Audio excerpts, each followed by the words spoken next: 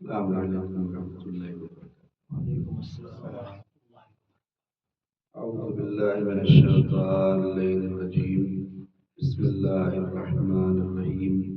الحمد للہ الذی کان موجودا قبل حدوث الاشیاء ويبقى بعد فناء الاشیاء، تفرد بالاولیۃ والقدم ووسما كل شيء ما عداه بالفناء والعدم، كما قال عز شانه كل شيء هالك إلا وجهه وكل نفس ذائقة الموت، وقال كل من عليها فان ويبقى وجه ربك ذو الجلال والإكرام، سبحان من لا يخفى عليه اختلاف النيات ولا يعزب عنه معاصي العباد في الخلوات، سبحان الذي منه خلقة العباد وإليه المعاد، ومن يعمل مثقال ذرة خيرا يرى ومن يعمل مثقال ذرة شرا يرى، نشهد أن لا إله إلا هو الملك الذي لا ينازع في ملكه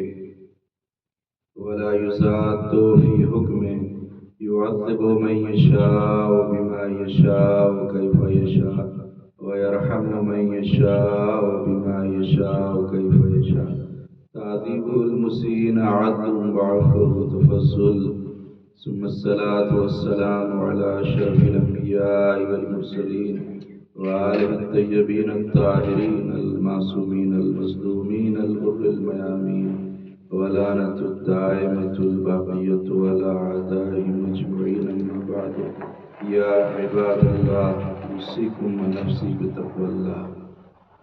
نماز گزار عزیز، اول کی ابتدا میں سب سے پہلے اپنے نفس کو اور اس کے بعد آپ تمام مومنین کو تقوی الہی، دینداری اور پرہیزگاری کی دعوت دیتا ہوں کہ جس کے ذریعے سے انسان اس دنیا میں اور آخرت کی زندگی میں کامیاب اور کامران ہو سکتا ہے۔ اعوذ باللہ من الشیطان الرجیم، بسم اللہ الرحمن الرحیم، والعصر ان الانسان لفی خسر الا الذین آمنوا وعملوا الصالحات وتواصوا بالحق وتواصوا بالصبر۔ اللهم صل على محمد وآل محمد، اللهم صل على محمد وآل محمد، اللهم صل على محمد وآل محمد۔ اعوذ باللہ من الشیطان الرجیم، بسم اللہ الرحمن الرحیم، الحمد للہ الذی لا الہ الا هو الحلیم الکریم، غافر الذنب وقابل التوب وهو الغفور الرحیم، سبحان من سبقت رحمته غضبه وبسط اليدين بالرحمة، سبحان من لم يكلف نفسا إلا دون وسعها وعفى عن السيئات ولم يجاز بها، إن الله وملائكته يصلون على النبي، يا أيها الذين آمنوا صلوا عليه وسلموا تسليما۔ اللهم صل على محمد وآل محمد، اللهم صل على سيد المرسلين وشفيع المذنبين نبينا محمد صلى الله عليه وآله وسلم۔ اللهم صل على محمد وآل محمد، وعلى صديقة الطاهرة فاطمة الزهراء سيدة النساء العالمين۔ اللهم صل على محمد وآل محمد، وعلى إمام المسلمين وقائد الغر المعجلين أمير المؤمنين علي بن أبي طالب۔ اللهم صل على محمد وآل محمد، وعلى الحسن المجتبى، اللهم صل على محمد وآل محمد، والحسين الشهيد بكربلاء، اللهم صل على محمد وآل محمد، وعلي بن الحسين، اللهم صل على محمد وآل محمد، ومحمد بن علي، اللهم صل على محمد وآل محمد، وجعفر بن محمد، اللهم صل على محمد وآل محمد، وموسى بن جعفر، اللهم صل على محمد وآل محمد، وعلي بن موسى، اللهم صل على محمد وآل وآل محمد. محمد بن علي. اللهم صل على محمد وآل محمد. وعلي بن محمد. اللهم صل على محمد وآل محمد. والحسن بن علي عليهم الصلاة والسلام. اللهم صل على محمد وآل محمد. اللهم صل على مولانا صاحب العصر والزمان. اللهم صل على محمد وآل بسم محمد. الله الرحمن الرحيم. اللهم كل وليك الحجة بن الحسن صلواتك عليه وعلى آبائه في هذه الساعة وفي كل ساعة وليا وحافظا وقائدا وناصرا ودليلا وعينا حتى تسكنه ورزقك طوعا وتمتعه فيها طويلا. اللهم صل على محمد وآل محمد. أما بعد يا عباد الله أوصيكم ونفسي بتقوى الله. قال أمير المؤمنين علي بن أبي طالب عليه السلام: ضرب اللسان أشد من ضرب السنان. نماز گزاران عزیز، سب سے پہلے اپنے نفس کو، اس کے بعد آپ تمام مومنین کو تقوی الہی، دینداری اور پرہیزگاری کی دعوت دیتا ہوں کہ جس کے ذریعے سے انسان اس دنیا میں اور آخرت کی زندگی میں کامیاب و کامران ہو سکتا ہے۔ ارشاد ہو رہا ہے مولا کائنات امیر المومنین علی بن ابی طالب علیہ السلام: اللهم صل على محمد وآل محمد. ضرب اللسان اشد من ضرب السنان. زبان کی مار تیر اور تلوار کی مار سے بھی زیادہ اثر ہے۔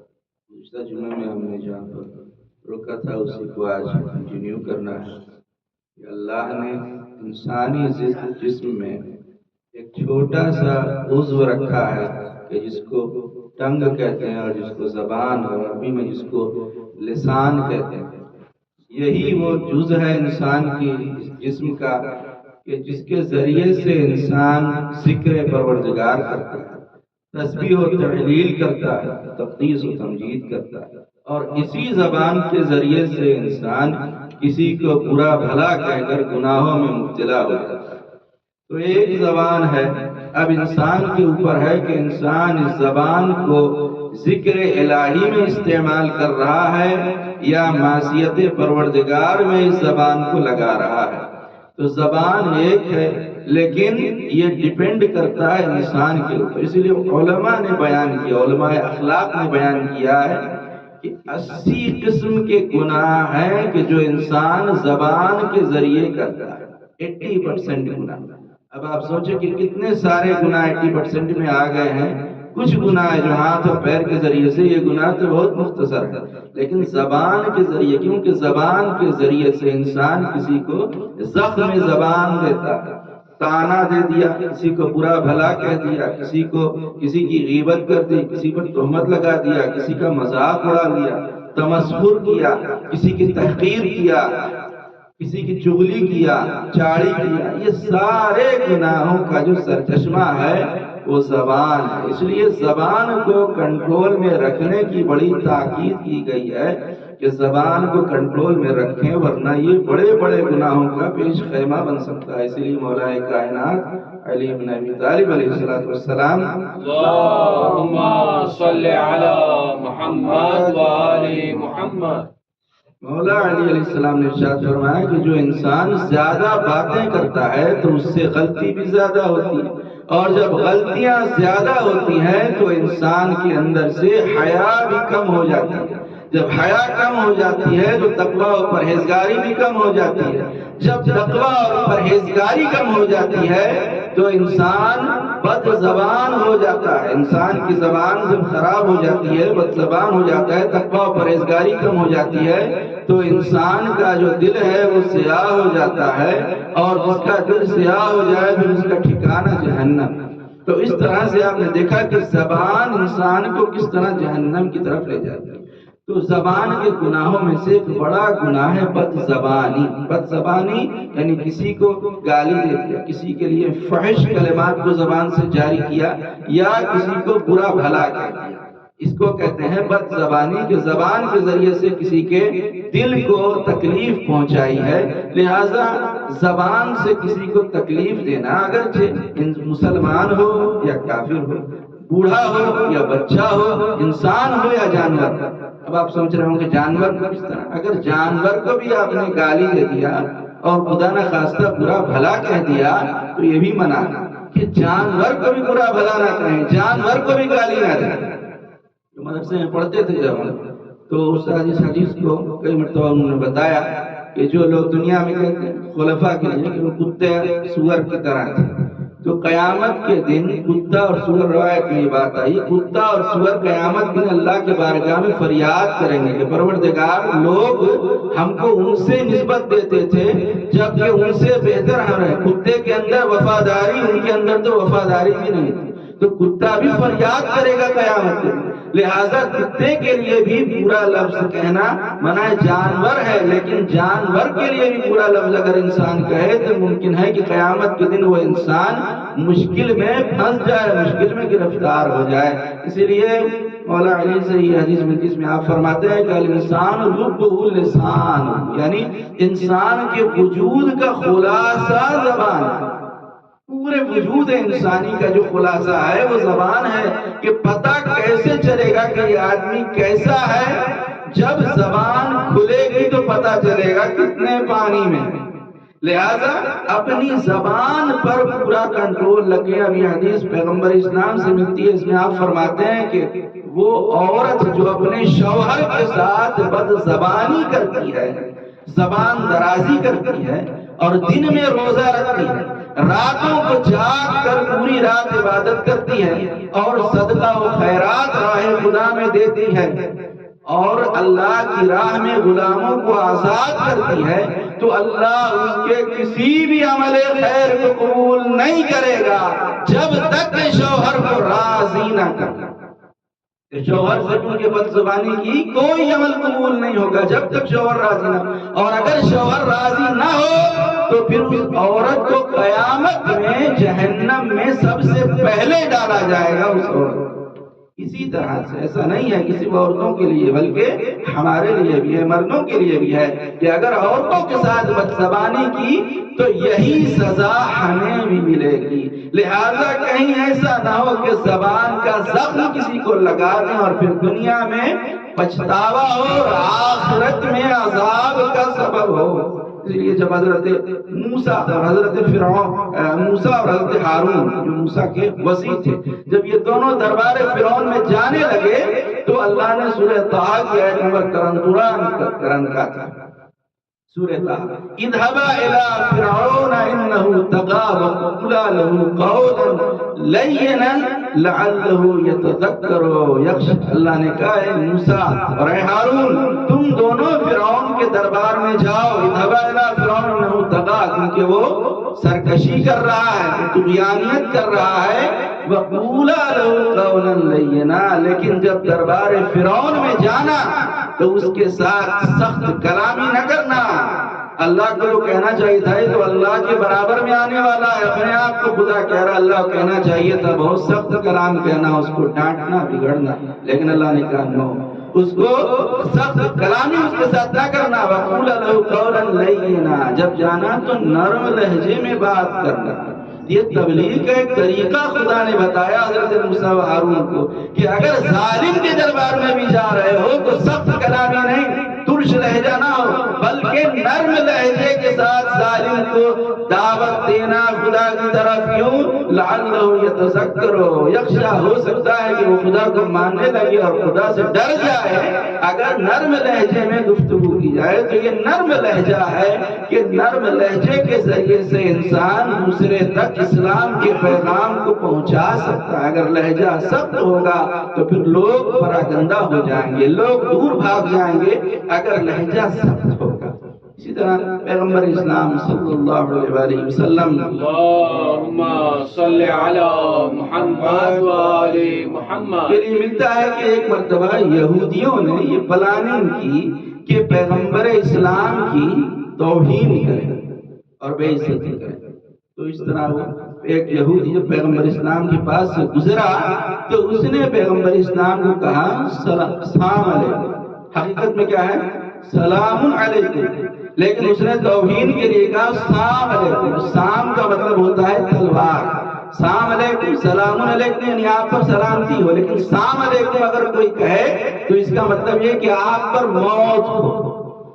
تو سلام کرنے کے بھی آپ ہمارے یہاں بھی دیکھیے تو طریقے الگ الگ ہیں، کوئی السلام علیکم کہہ دیتا ہے جلدی، السلام علیکم کوئی کہہ دیتا ہے، تو کوئی السلام علیکم کہتا ہے، تو الگ الگ طریقے سلام کے ہیں، یہ سب طریقے غلط ہیں۔ سلام کا صحیح طریقہ کیا ہے؟ آج کتنے لوگ ہیں کہ عالم کے ساتھ آبجیکشن کرنے کے لیے فوراً کھڑے ہو جاتے ہیں، اعتراض کرنے کے لیے کھڑے ہو جاتے ہیں، یہاں تک کہ ایک عالم نے آیت اللہ خامنائی کے اوپر آبجیکشن کر دیتے ہیں، جبکہ صحیح سلام کرنا بھی نہیں آتا۔ سلام عربی میں عربی لفظ ہے نا، اردو تو نہیں ہے، سلام عربی ہے، تو صحیح عربی میں کم سے کم سلام کرنا پہلے سیکھ لیں۔ کتنے لوگ ہیں جب بسم اللہ کہیں تو بسم اللہ بھی صحیح پڑھنا نہیں آتا، بسم اللہ میں بھی غلطی ہے، اور اتنے بڑے مرجع تقلید کے خلاف زبان درازی کرنے لگتے ہیں، ان کے خلاف بولنے لگتے ہیں۔ تو یاد رکھیے کہ جو عالم پر آبجیکشن کرنا چاہتا ہے آبجیکشن کرے، لیکن پہلے اتنا پڑھنا ہوگا، پہلے اتنے سال جائیے مدرسے میں پڑھیے، علم حاصل کیجیے، جب برابر میں آ جائیے تب آپ آبجیکشن کیجیے کہ آپ نے غلط پڑھا، آپ نے صحیح پڑھا۔ کبھی ڈاکٹر سے تو نہیں کہا کہ یہ دوا کیوں دے رہے ہیں، وہ دوا دیجیے، کیوں کہ ڈاکٹر فوراً دوڑا دے گا۔ اگر ڈاکٹر کو کہیے گا تو ڈاکٹر کہے گا کہ ڈاکٹر تم ہو یا ہم ہیں، ہم نے MBBS ہم نے کیا، MD ہم نے کیا، تم نے کیا۔ ڈاکٹر پر کوئی آبجیکشن نہیں کرتا، لیکن عالم پر لوگ آبجیکشن کرتے ہیں کہ ایسا کیوں پڑھ دیا، ویسا کیوں پڑھ دیا۔ ہاں حوالہ پوچھنا ہے تو حوالہ پوچھیں، لیکن بیجا اعتراض کا حق اور توہین کا حق کسی کو نہیں دیا گیا۔ تو سلام کا صحیح طریقہ کیا ہے؟ سلام صحیح کس طرح کریں؟ السلام علیکم کہیں تو یہ غلط ہے۔ آپ سلامتی کی دعا دینا چاہتے ہیں سلام کر کے، لیکن اس طرح ہو جائے گا کہ آپ کے اوپر موت ہو۔ اگر السلام علیکم کہہ دیا تو آپ کے اوپر موت ہو۔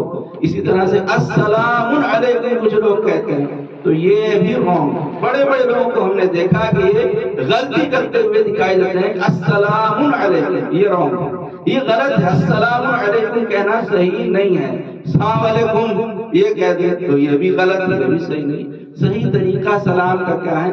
السلام علیکم، السلام علیکم یہ صحیح ہے۔ اسی طرح سب سے بہتر طریقہ یہ بتایا گیا ہے سلام کا کہ اگر کسی کو آپ سلام کرنا چاہتے ہیں تو کہیں سلام علیکم۔ سلام علیکم کیا ہے؟ کیونکہ سلام علیکم صرف سلام کرنے والے کے لیے ثواب ہے، سلام کرنے والے کے لیے، جواب دینے والے کے لیے ایک ثواب ہے، لیکن جب آپ نے سلام علیکم کہا تو 69 ثواب بھی ملے گا اور قرآن کی ایک آیت کا تلاوت کا ثواب بھی ملے گا، اس لیے کہ قرآن کی ایک آیت ہے۔ سلام علیکم یہ قرآن کی آیت ہے، تو سب سے بہتر یہ ہے کہ کسی کو سلام کرنا چاہتے ہیں تو کہیں سلام علیکم۔ اسی طرح نماز میں آپ دیکھیے کہ اگر کوئی نماز پڑھ رہا ہے تو اس کو سلام کرنا مکروہ ہے کہ نماز کی حالت میں سلام نہ کریں۔ لیکن فار ایگزامپل علی جعفر بھائی نماز پڑھ رہے ہیں اور حیدر بھائی آ گئے تو فوراً آگے سلام علیکم، تو اب کیا کریں؟ اگر قرآن کے علاوہ کوئی بھی لفظ بولا نماز میں تو نماز ٹوٹ جائے گی۔ اگر آپ نے علیکم السلام کہا نماز باطل ہو جائے گی، قرآن کے علاوہ نماز میں کچھ نہیں کہہ سکتے، تو اب کیا کریں؟ تو یہاں پر مسئلہ شرعی یہ ہے کہ آپ اس طرح جواب دیں گے، سلام علیکم کا جواب دیں گے سلام علیکم۔ کیوں؟ اس لیے کہ سلام علیکم قرآن کی آیت کی ہے، تو اگر قرآن کی آیت پڑھ لیا نماز میں تو نماز باطل نہیں ہوگی۔ لہٰذا سب سے بہتر جواب یہی ہے اور سلام یہی ہے، کسی کو سلام کرنا چاہتے ہیں تو کہیں سلام علیکم۔ تو وہ یہودی پیغمبر اسلام کی توہین کرنا چاہتا تھا تو اس نے کہا السلام علیکم، آپ کے اوپر موت۔ اب دیکھو پیغمبر اسلام نے کیا جواب دیا؟ پیغمبر اسلام نے کہا علیکم یعنی تمہارے اوپر بھی موت۔ غیر مسلم کے سلام کا جواب سلامتی سے آپ نہیں دے سکتے، سلامتی کی دعا غیر مسلم کو دینا منع ہے، کیونکہ وہ مسلمان ہی نہیں، خدا کی توحید اور خدا کی وحدانیت کا وہ اقرار نہیں کرتا، آپ علیکم السلام نہیں کہہ سکتے ہیں۔ تو السلام علیکم آپ نے کہا علیکم، یعنی تمہارے اوپر کیوں ہوتا، ایک گزرا، پھر دوسرا یہودی آیا اس نے بھی کہا السلام علیکم، تو آپ نے اس کو بھی کہہ دیا علیکم، تیسرا ہے اس کو بھی آپ نے کہہ دیا علیکم۔ اسی طرح اگر کوئی غیر مسلم آپ کو سلام کر رہا ہے تو آپ اس کو علیکم کہہ سکتے ہیں یا صرف سلام کہہ سکتے ہیں۔ جب 3 مرتبہ یہودیوں نے اس طرح پیغمبر اسلام کو السلام علیکم کہا تو پیغمبر اسلام کے ساتھ آپ کی زوجہ عائشہ بھی تھی، ساتھ میں تھی، تو جب انہوں نے دیکھا تو کہنے لگی ان یہودیوں کی طرف دیکھ کے کہ یا ابناء القردۃ والخنازیر، اس طرح ہم کسی کو کہہ دیتے ہیں ایک کتے کا بچہ، ایسے انہوں نے کہا یہ بندر کے بچوں ہے، سور کے بچوں، تم کیوں پیغمبر اسلام کی اس طرح سے توہین کر رہے ہو؟ تو جیسے ہی انہوں نے یہ جملہ کہا کہ اے بندر اور سور کے بچوں تم پیغمبر اسلام کی توہین کر رہے ہو، تو پیغمبر اسلام کے چہرے کا رنگ متغیر ہو گیا، چہرے کا رنگ پیغمبر اسلام کے بدل گیا، اور پیغمبر اسلام نے فرمایا کہ اے عائشہ کیوں تم ان لوگوں کو گالی دے رہی ہو؟ تو وہ کہنے لگی یا رسول اللہ یہ لوگ آپ کی توہین کر رہے تھے اور میں یہ برداشت نہیں کر سکتی، مجھے بہت دکھ ہوا کہ آپ کی توہین کی جا رہی ہے، آپ کی بے عزتی کی جا رہی ہے۔ پیغمبر اسلام نے فرمایا کہ تم نے جو گالی دی کیا تمہیں پتہ نہیں ہے کہ جب قیامت کے دن جو انسان کسی کو گالی دیتا ہے، جب قیامت کے دن جائے گا تو وہ گالی کتے اور سور کی شکل میں انسان کا راستہ بلاک کرتے ہیں، راستے میں آپ کو کھڑے ہو جائیں گے، جب راستے میں کوئی جانور کھڑا ہو جائے تو آدمی آگے نہیں بڑھ سکے گا، لہٰذا پیغمبر اسلام نے منع کیا کہ بد زبانی نہ کرو، گالی نہ۔ تو یہ گالی ہے کہ اس کی قرآن و حدیث میں ممانعت ہے کہ ہرگز کسی کو بری بات نہ کہیں، ہرگز کسی کے لیے گالی نہ دیں، اس لیے کہ گالی انسان کے عذاب قبر کا سبب بن جائے۔ اس لیے گالی کی جگہ پر ہمارے یہاں اگر کوئی دشمن خدا و رسول ہے، کوئی بڑا ظالم ہے تو اس کے لیے لعنت ہے، لعنت گالی نہیں، لعنت الگ ہے، گالی الگ۔ لعنت کا مطلب یہ ہے کہ اللہ کی رحمت اس سے دور ہو جائے، ہم یہ دعا کر، لعنت ایک دعا ہے، اس طرح رحمت کی دعا کرتے ہیں اسی لعنت کی دعا ہے کہ پروردگار ان ظالمین کو جنہوں نے اسماعیل حانیہ کے اوپر اٹیک کیا، ان کے اوپر خدا کی لعنت اور عذاب ہو ایسے اسرائیل کے اوپر کہ جو لوگ پارا چنار میں شیعوں کو بے جرم و خطا قتل کر رہے ہیں، اللہ کی لعنت ہو، یعنی اللہ کا عذاب ہو، رحمت خدا ان لوگوں سے دور ہو جائے۔ تو آپ نے دیکھا کہ اسماعیل کی قربانی دے چکے، ابراہیم کی قربانی ایران دے چکا، اب انتقام کا وقت، اس لیے مسجد جمکران کے اوپر سرخ پرچم لہرا دیا گیا ہے اور ایت اللہ خامنائی نے اعلان کیا ہے کہ ہم انتقام دیں اور اسرائیل سے ہمارا انتقام سخت ترین انتقام ہوگا۔ سرخ پرچم کا مطلب یہ ہوتا ہے، اسی لیے امام حسین کے بھی روضے کے اوپر سرخ پرچم لہرا رہا ہے۔ سرخ پرچم کا مطلب یہ ہے کہ اس کا انتقام ابھی باقی ہے، انتقام نہیں لیا گیا، اور امام زمانہ آ کر خون امام حسین کا انتقام ہے۔ ہم سب مل کر اللہ کی بارگاہ میں دعا کرتے ہیں پروردگارا ان تمام ظالمین کو نیست و نابود فرما، آمین۔ پروردگار دنیا میں جہاں جہاں مظلوم پر ظلم ہو رہا ہے تمام مظلوموں کی مدد فرما، ان کی حمایت فرما۔ پروردگار ہم سب تیرے گناہگار بندے، ہمارے تمام گناہان کبیرہ اور صغیرہ کو معاف فرما، ہم سب کو علم حاصل کرنے کی اور اس پر عمل کرنے کی توفیق عطا فرما۔ پروردگار پرچم اسلام کو سربلندی و شرف عطا فرما، پرچم کفر و نفاق کو سرنگوں فرما، دشمنان اسلام کو نیست و نابود فرما، اور مومنین جہاں جہاں بستے ہیں ان کی جان مال عزت و آبرو کی حفاظت فرما۔ ہم سب کو زیارت کربلا نصیب فرما، آخرت میں 14 معصومین کی شفاعت نصیب فرما۔ پروردگار ہمارے مولا و آقا ہمارے سید و سردار امام زمانہ کے ظہور میں تعجیل فرما، ہم سب کو اپنے مولا و آقا کے مخلص غلاموں اور جانشداروں میں شمار فرما۔ اللهم اغفر للمؤمنين والمؤمنات والمسلمين والمسلمات الأحياء منهم والأموات، تابع بيننا وبينهم بالخيرات إنك مجيب الدعوات إنك على كل شيء قدير۔ بسم الله الرحمن الرحيم، إنا أعطيناك الكوثر فصل لربك وانحر إن شأنك هو الأبتر۔ السلام عليكم ورحمة الله وبركاته۔ اللهم صل على محمد وآل محمد۔